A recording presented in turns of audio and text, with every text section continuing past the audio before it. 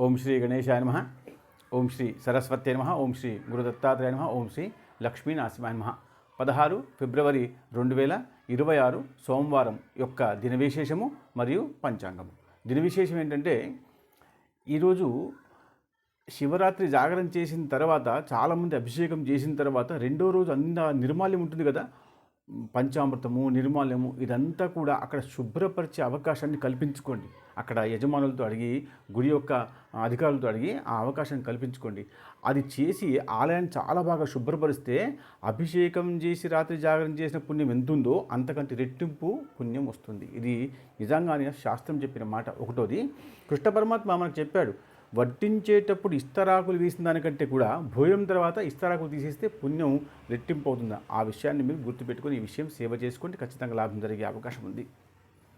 ఈరోజు పంచాంగం ఏంటంటే, స్వస్తి శ్రీ విశ్వవస్తునామ సంవత్సరము, ఉత్తరాయణము, శిశిరుతు, మాఘమాసము. అయితే ఈరోజు బ్రాహ్మీ ముహూర్తము తెల్లవారి 4:13 నుంచి తెల్లవారి 5:13. ఈరోజు సూర్యోదయం ఉదయం 6:07, సూర్యాస్తమము సాయంత్రం 5:54. అయితే ఈరోజు తిథి బహుళ చతుర్దశి, సాయంత్రం 5:21 వరకు. దాని తర్వాత మీకు అమావాస్య వస్తుంది. అయితే వారము ఇందువాసర అన్నారు. నక్షత్రము శ్రవణ నక్షత్రము, ఇది రాత్రి 8:55 వరకు ఉంటుంది. దాని తర్వాత ధనిష్ఠ నక్షత్రం వస్తుంది. దాని తర్వాత యోగము, ఇది వర్యాన్ యోగము, రాత్రి 2:15 వరకు ఉంటుంది. దాని తర్వాత పరీఘ అనేటువంటి యోగము వస్తుంది. కరణము శకుని కరణము, ఇది సాయంత్రం 5:21 వరకు ఉంటుంది. దాని తర్వాత చతుష్పాదం అనేటువంటి కరణము వస్తుంది. శుభ సమయం ఉదయం 6:27 నుంచి ఉదయం 8:23 వరకు ఉంటుంది. దాని తర్వాత మీకు రాహుకాలం ఉదయం 7:30 నుంచి ఉదయం 9 వరకు ఉంటుంది. దాని తర్వాత యమగంటము ఈ ఉదయం 10:30 నుంచి మధ్యాహ్నం 12 వరకు ఉంటుంది.